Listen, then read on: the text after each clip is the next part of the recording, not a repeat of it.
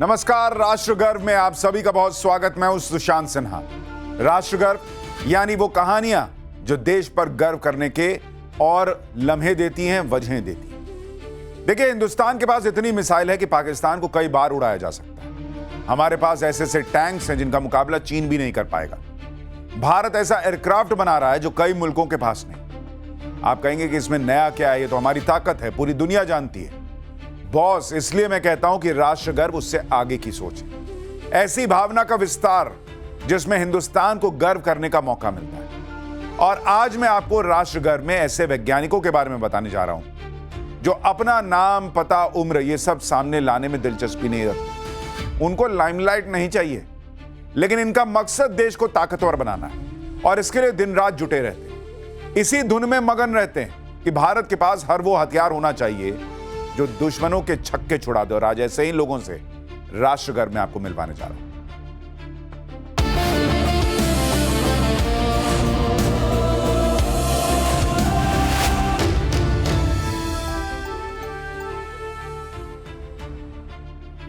BrahMos missile, अस्त्र missile, Arjun tank, Pinaka rocket launcher, Varunastra torpedo, Swati radar, ये हिंदुस्तान के हथियार और सबकी अलग अलग ताकत है। कोई हवा का महारथी है, कोई समंदर में सुनामी लाता है, कोई पहाड़ पर प्रलय लाने का दम भरता है। किसी की रेंज दुश्मन के इलाके में तबाही मचाने की है, कोई बॉर्डर की किलेबंदी करता है, कोई संभावित खतरे को ट्रैक कर लेता है। मतलब सबके अलग अलग टारगेट तय हैं। मगर क्या आपको इनकी कॉमन बात पता है? कॉमन यह है कि ये सब स्वदेशी है, मेक इन इंडिया के तहत बने और इन्हें तैयार करते हैं वो साइंटिस्ट जिन्हें डीआरडीओ एक बैनर के नीचे इकट्ठा करता है। आज राष्ट्रगर्व में देश को फौलादी, बाहुबली और दमदार बनाने वाले इसी डीआरडीओ की कहानी आपको सुनाने जा रहा हूं। अपनी पहचान पब्लिक करने के बजाय हथियारों से बात करने वाले डीआरडीओ ने हमें गर्व करने के अनगिनत मौके दिए और इस बार भी ऐसा ही खास लम्हा आया जो नेक्स्ट लेवल का है। आपको तस्वीर दिखाता हूं मिसाइल टेक्नोलॉजी की। दुनिया में भारत का क्रांतिकारी कदम है। जल्दी ही हम ऐसी मिसाइल बनाने जा रहे हैं जो हवा से हवा में मार कर सकेंगी, यानी डीआरडीओ की बनाई गई मिसाइलें एयरक्राफ्ट में फिट होंगी और फिर सामने हेलीकॉप्टर हो, वॉर प्लेन्स हो, मिसाइल्स हो, उन्हें बर्बाद किया जा सकेगा। भारत ने इसके लिए SFDR तकनीक, जिसे सॉलिड फ्यूल डक्टेटेड रैमजेट कहा जाता है, उसका टेस्ट किया है। और इस तरह की मॉडर्न टेक्नोलॉजी अमेरिका, रूस, फ्रांस और चीन जैसे दुनिया के बड़े देशों के पास ही है। जब इस तकनीक से लैस मिसाइल बनेगी तो हमारी सेना और मजबूत होगी और फिर दुश्मन के लिए डेंजर जोन का दायरा और बढ़ा देगी। राफेल में एयर टू एयर स्वदेशी अस्त्र मिसाइल को लगाए जाने की योजना इसी का हिस्सा है। वायुसेना को मजबूत करने के मकसद से बड़ा फैसला लिया गया है। जल्दी ही अस्त्र MK1 और अस्त्र MK2 मिसाइलों के परीक्षण किए जाएंगे और ये कई लेवल पर होंगे। पहले स्टेप के तहत अस्त्र मिसाइल को राफेल एयरक्राफ्ट में फिट किया जाएगा और नॉर्मल उड़ान भरी जाएगी। इसके बाद समझा जाएगा कि राफेल के आधुनिक रडार और सिस्टम के साथ अस्त्र मिसाइल काम कर सकेगी या नहीं। तीसरा स्टेप होगा बैलेंसिंग लेवल का। इसमें जाना जाएगा कि मिसाइल लगाने से राफेल पर कोई असर तो नहीं पड़ रहा। आखिर में राफेल से अस्त्र का लाइव फायरिंग टेस्ट किया जाएगा। अगर सभी तरह के परीक्षण सफल रहे तो राफेल में अस्त्र भी लोड की जा सकेगी। यह डिफेंस सेक्टर में डीआरडीओ की बड़ी जीत होगी। माना जा रहा है कि इसके लिए 2 साल लग सकते हैं। अस्त्र का पहला वर्जन सुखोई 30 MKI और तेजस में हमारी सेना बखूबी इस्तेमाल कर रही है। जरा देखिए कैसे। भारत की ताकत से आपको गर्व होता है कि नहीं होता है?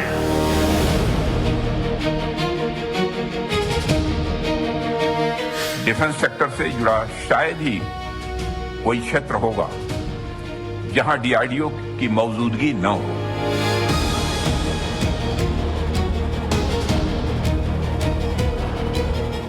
आपने भारत के मिसाइल कार्यक्रम को दुनिया के सबसे उत्कृष्ट कार्यक्रमों में शामिल किया।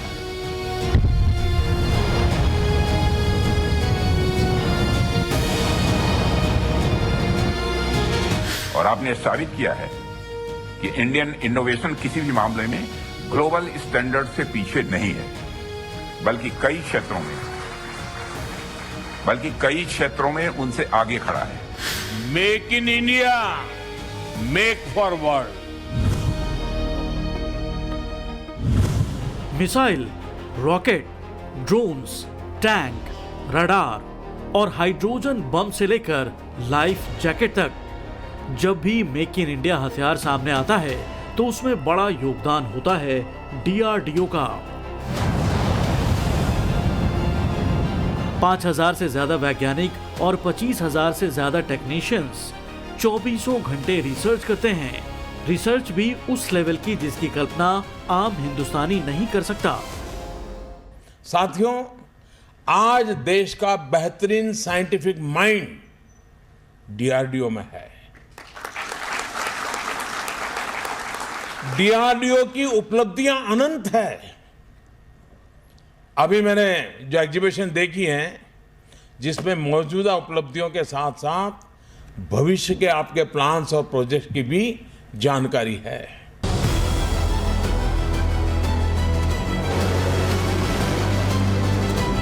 हिंदुस्तान फ्यूचर वॉरफेयर को रीडिफाइन करना चाहता है और इस टास्क को डीआरडीओ ने बहुत सीरियसली लिया है।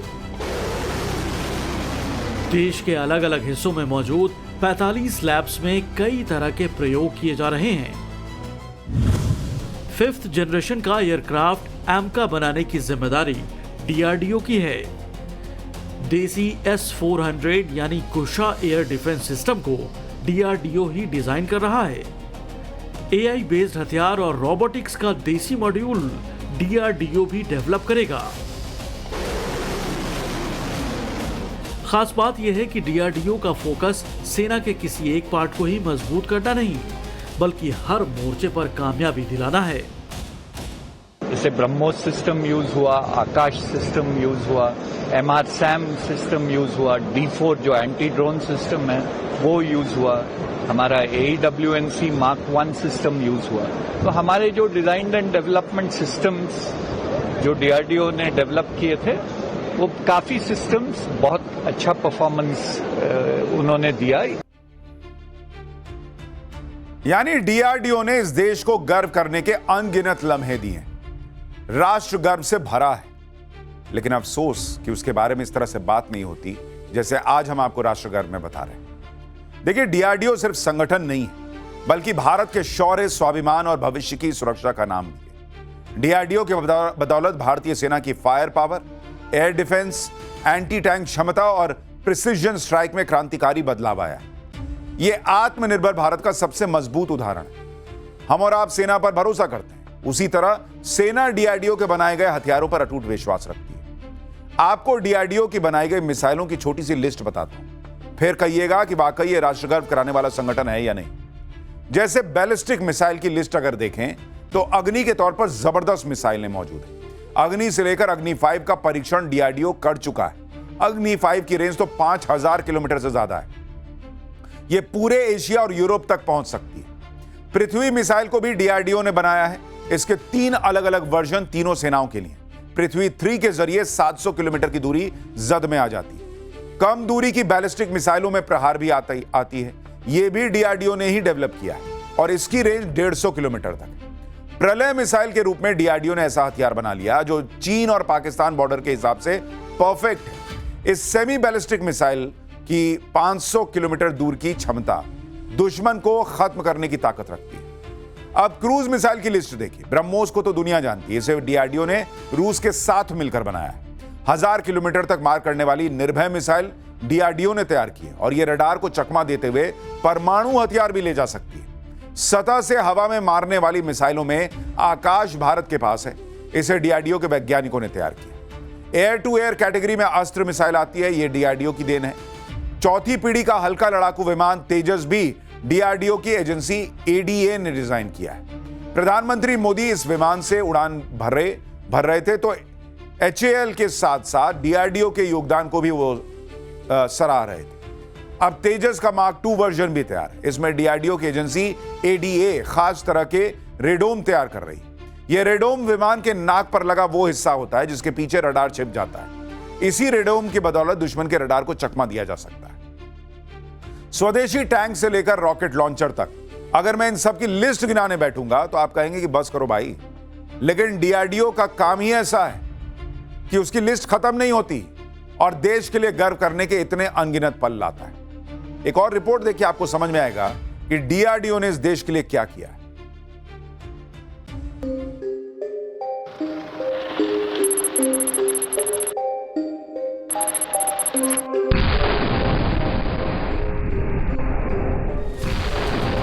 देश का पहला परमाणु बम स्माइलिंग बुद्धा डीआरडीओ ने भाभा एटॉमिक रिसर्च सेंटर के साथ मिलकर बनाया। डीआरडीओ की एक लैब ने इम्प्लोजन लेंस असेंबल किए, जो कि परमाणु विस्फोट के लिए जरूरी हाई एक्सप्लोसिव सिस्टम थे। दूसरी लैब ने डेटोनेशन सिस्टम तैयार किया। कई डीआरडीओ वैज्ञानिक स्माइलिंग बुद्धा के परीक्षण के दौरान 24 घंटे एक्टिव थे। पोखरण में न्यूक्लियर टेस्ट हुआ तो दुनिया ने हिंदुस्तान की परमाणु पावर देखी। भारत को गर्व के इन लम्हों तक पहुंचाने के लिए डीआरडीओ के वैज्ञानिकों ने खासी मेहनत की थी। डीआरडीओ के साइंटिस्ट ने अमेरिकी खुफिया एजेंसी CIA की जासूसी से बचने के लिए खुद को सेना की वर्दी में रखा और छद्म नाम इस्तेमाल किए। भूमिगत टेस्ट करना था, जमीन के नीचे करना था, उसके लिए बहुत गहरी शेफ्ट तैयार करनी थी। कैसे डिजाइन होगा उन शेफ्ट का, कितनी हमें सुरक्षा का ध्यान रखना होगा और उसमें उन डिवाइस को जो है कैसे बनाया जाएगा, दोनों तरह से, एक्सप्लोजन के लिए भी और एक हथियार के रूप में भी। तो वो सब काम डीआरडीओ के अलग अलग लेबोरेटरीज में इसके अलग अलग काम किए गए। ऑपरेशन सिंदूर में पाकिस्तान धुआं हुआ तो हिंदुस्तानी सेना का कमाल दिखा। हालांकि दुश्मनों को बर्बाद करने के पीछे डीआरडीओ ने भी अथक परिश्रम की है। डीआरडीओ के बनाए गए कई हथियार ऑपरेशन सिंदूर का पार्ट थे। ऑपरेशन सिंदूर डीआरडीओ की सेल्फ रिलायंस का बड़ा उदाहरण माना गया, जहां देसी तकनीक ने पाकिस्तानी हमलों को रोका। भारत के शौर्य और पराक्रम की ये तो थी ही परीक्षा, लेकिन आपकी टेक्नोलॉजी की भी परीक्षा थी और उसमें आप पास कर गए।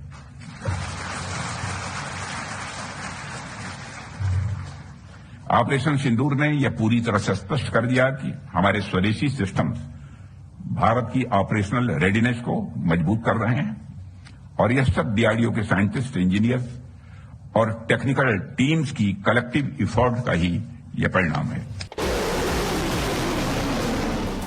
बीते कुछ सालों से डीआरडीओ ने जबरदस्त कायाकल्प किया है। साल 2014 के बाद से जितने नए अनुसंधान हुए, डीआरडीओ ने निराश नहीं किया।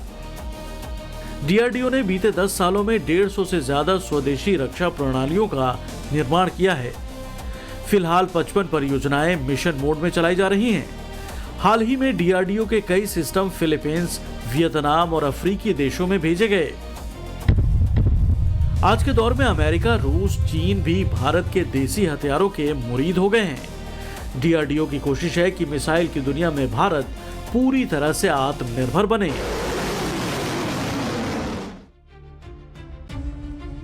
डीआरडीओ अब किसी पहचान का मोहताज नहीं। इसे रिसर्च एंड डेवलपमेंट तक सीमित रखा जाए, ऐसा भी नहीं। डीआरडीओ का फोकस किसी प्रोजेक्ट के फुल साइकिल पर रहता है, जिसमें डिजाइन भी है, प्रोटोटाइप, प्रोडक्शन और एक्सपोर्ट भी है। स्वदेशी तकनीक विकसित करके डीआरडीओ ने पिछले 5 सालों में 2,64,156 करोड़ की भारी बचत की। अब इस पैसे के जरिए नए नए लैब्स खोले जाएंगे और फिर वहां दुश्मनों की मौत का सामान तैयार किया जाएगा। आपको शायद यह बात पता होगी कि डीआरडीओ में जो वैज्ञानिक होते हैं, उनमें से ज्यादातर टॉप शैक्षणिक संस्थानों से नहीं आते। इनकी इंजीनियरिंग या फिर साइंस की पढ़ाई ऐसे कॉलेज में होती है जो सामान्य है। मगर डीआरडीओ में सिलेक्शन के बाद जिस लेवल का दिमाग ये लगाते हैं, वो इन्हें खास बनाता है। धीरे धीरे डीआरडीओ का क्रेज बढ़ रहा है और इसी को देखते हुए 5 लैबोरेटरी ऐसी बनाई गई हैं जिनमें 35 साल से कम उम्र के इंजीनियर काम करते हैं। डॉक्टर एपीजे अब्दुल कलाम को पूरी दुनिया जानती है। कलाम और डीआरडीओ एक दूसरे के पर्यायवाची माने जाते हैं। डॉक्टर कलाम ने पहली बार जब डीआरडीओ में नौकरी की तो एक छोटा हॉवरक्राफ्ट डिजाइन किया था। इसके बाद प्रोजेक्ट डेविल को लीड किया और यह कलाम के शुरुआती प्रयास थे, मगर इससे विदेशी निर्भरता कम करने की नींव रख दी थी। 1982 में डॉक्टर कलाम ने फिर से डीआरडीओ ज्वाइन किया। इस बार integrated guided missile development programme की अगुवाई की। कलाम के साथ इस टीम में 60 से 70 वैज्ञानिक थे। कलाम ने इस दौरान मिसाइल की दुनिया में क्रांति ला दी। पृथ्वी, अग्नि, आकाश, त्रिशूल और नाग, ये जितनी भी मिसाइलें हैं, ये सब डॉक्टर एपीजे अब्दुल कलाम की मेहनत का भी नतीजा है। इस सीरीज की जितनी भी मिसाइलें बनाई जा रही हैं, वो कलाम को ही समर्पित की गई। अभी भारत ने K4 बैलिस्टिक मिसाइल का सफल परीक्षण किया। इसे nuclear powered submarine INS Arighaat में से लॉन्च किया गया। K4 का दायरा 3500 किलोमीटर का है। K4 के बारे में कहा जाता है कि 2 टन का न्यूक्लियर वॉरहेड इसके जरिए लोड किया जा सकता है। डीआरडीओ की पहचान मिसाइलों में लाई गई क्रांति से एक से बढ़कर एक घातक मिसाइलें हिंदुस्तान को डीआरडीओ ने दिलाई। हालांकि इसके अलावा बहुत कुछ ऐसा है जिसे डीआरडीओ की उपलब्धि माना जाता है, और यह है ह्यूमन एंगर।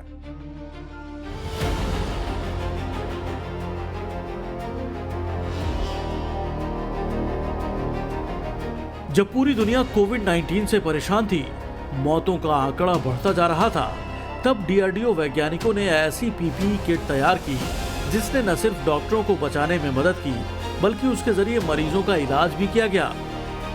कोविड से लड़ने के लिए डीआरडीओ ने एक दवा भी तैयार की थी जिसे नाम दिया गया 2DG।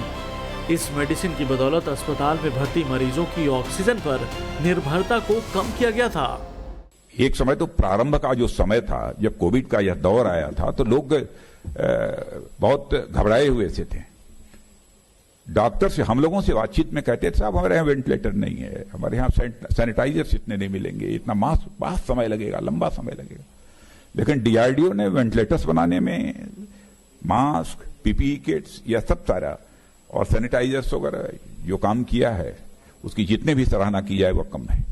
मैं बधाई देना चाहता हूं डीआरडीओ को। पोलियो से पीड़ित बच्चों के लिए भी डीआरडीओ एक नई उम्मीद बना है।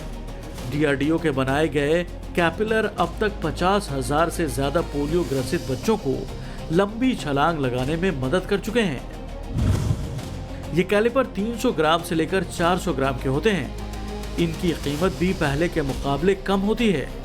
इन कृत्रिम पैरों में उस तकनीक का इस्तेमाल किया गया जो मिसाइलों में इस्तेमाल होने वाली लाइट वेट कंपोजिट मटेरियल्स कहलाती हैं।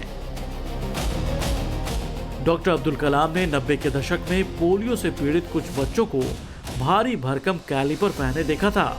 दर्द से कराहते हुए बच्चों को देखकर उनका दिल पिघला और फिर जो करिश्मा हुआ, आज उसे हर कोई सलाम करता है। भारत का पहला स्वदेशी कोरोनरी स्टेंट डीआरडीओ ने ही विकसित किया है। ये विदेशी स्टेंटों की तुलना में किफायती और प्रभावी साबित हुआ है।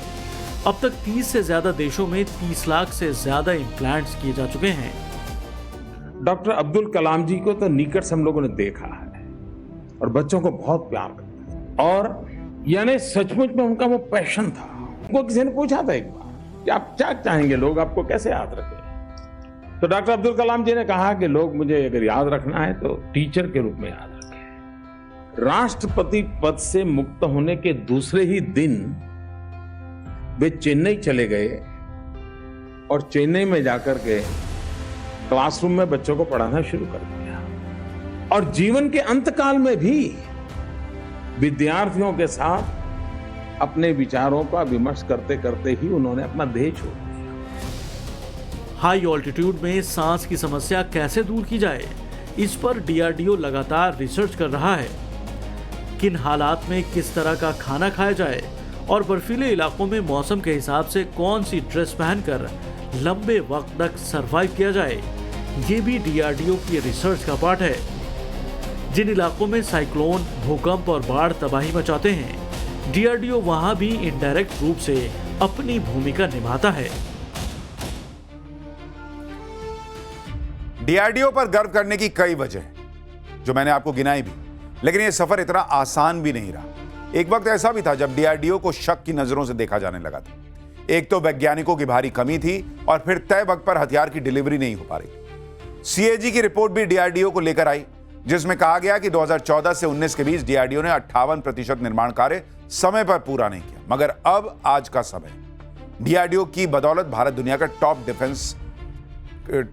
टॉप डिफेंस कंट्रीज में से एक है। 1958 में स्थापित किए गए डीआरडीओ की जब इसरो से तुलना होती है तो यही कहा जाता है कि इसरो ने बहुत ऊंची छलांग लगा दी, जबकि डीआरडीओ इस लिहाज से पिछड़ गया। लेकिन कई बार रियलिटी सामने नहीं आ पाती। हकीकत यह है कि अब्दुल कलाम ने जब डीआरडीओ छोड़ा, उसके बाद से डीआरडीओ पर खास ध्यान नहीं दिया गया। 2014 से पहले डीआरडीओ में ना सुधारवादी कदम उठाए गए बहुत ज्यादा, और ना ही प्रोजेक्ट टाइम पर फाइनल करने की डेडलाइन थी। इसके बाद मोदी ने संकल्प लिया कि आत्मनिर्भर भारत के लिए डीआरडीओ को बदलना जरूरी है। और फिर अब आज की तस्वीर देखिए।